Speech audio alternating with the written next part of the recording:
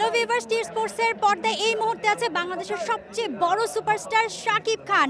Dhaka Capitals তার দল journey শেষ করেছে ক্রিকেটে বিপিএল এবার। তবে তার কাছে আমরা শুনবো ভবিষ্যতে আরও তার কি পরিকল্পনা থাকছে বাংলাদেশের ক্রিকেট নিয়ে, বিপিএল নিয়ে। থ্যাংক ইউ, ভালো আছি।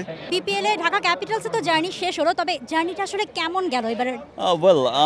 আমরা মনে করি না যে আমাদের জার্নিটা শেষ হলো, আমাদের জার্নিটা শুরু হয়েছে। এবার আমাদের প্রথমবারের মতো এবার আমরা বিপিএলে অংশগ্রহণ করেছি। আমরা এবার আমাদের কিছু ভুলভ্রান্তি তো ছিলই, তো সেই ভুল থেকে শিক্ষা নিয়ে ইনশাআল্লাহ আমরা নেক্সট বিপিএলে খুব ভালো রেজাল্ট করব সেই আশাই করছি। তার মানে শাকিব খানের ভক্তরা আসলে আশা বেঁধে থাকতে পারেন যে আগামী বিপিএলেও দেখা যাবে শাকিব খানকে। ইনশাআল্লাহ দেখা যাবে, আমরাও একসময় চ্যাম্পিয়ন হব। তো কোনটা বেশি কঠিন আসলে, শোবিজ ইন্ডাস্ট্রি নাকি ক্রিকেট ইন্ডাস্ট্রি, কোনটাকে বেশি টাফ মনে হয়েছে? দেখেন, দুটাই হচ্ছে এন্টারটেনমেন্ট ওয়ার্ল্ড। মানে শোবিজ ইন্ডাস্ট্রিও মানুষকে বিনোদন দেয়, খুব আনন্দিত করে, দেশের ভাবমূর্তি উজ্জ্বল করে, দেশের ব্র্যান্ড অ্যাম্বাসেডার হয়ে পুরো পৃথিবীতে ছড়িয়ে যায়। আজকে যখন আমাদের সিনেমা পুরো পৃথিবীময় বড় বড় দেশগুলোতে রিলিজ হচ্ছে, তো সেখানে কিন্তু বাংলাদেশের প্রতিনিধিত্বই করছে, বাংলাদেশের অ্যাম্বাসেডার হয়েই কাজ করছি আমরা।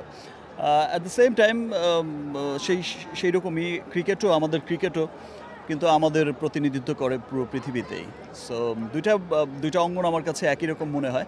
আর এখন যেহেতু দুইটা অঙ্গন একত্রে কাজ করছে, হোপ যে বিপিএল অন্যরকম একটা মাত্রা পেয়েছে, গ্ল্যামার পেয়েছে বিপিএল অন্যরকম মানুষের কাছে। মানে দুইটা অডিয়েন্স একসাথে হয়ে কিন্তু একটা সুন্দর একটা টুর্নামেন্ট এবার কিন্তু হয়েছে বা হচ্ছে। একদমই তাই, আমরা দেখেছি যে আসলে শাকিব খান নামটার জন্যই বিপিএল এবার অন্য একটা মাত্রা যুক্ত হয়েছে। দর্শকরা ভক্তদের মানে আলাদা একটা আসলে ভিন্ন আমরা মাত্রা দেখতে পেয়েছি। সো ক্রিকেট নিয়ে বা বিপিএল নিয়ে শাকিব খানের সুদূর প্রসারী পরিকল্পনাটা কি?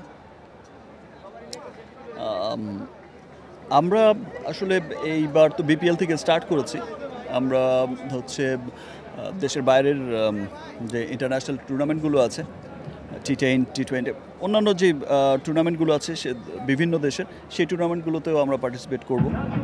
আমরা খুব ন্যাশনালি ইন্টারন্যাশনালি ইনশাআল্লাহ খুব ভালো উদ্যোগ নিয়ে এগোচ্ছি।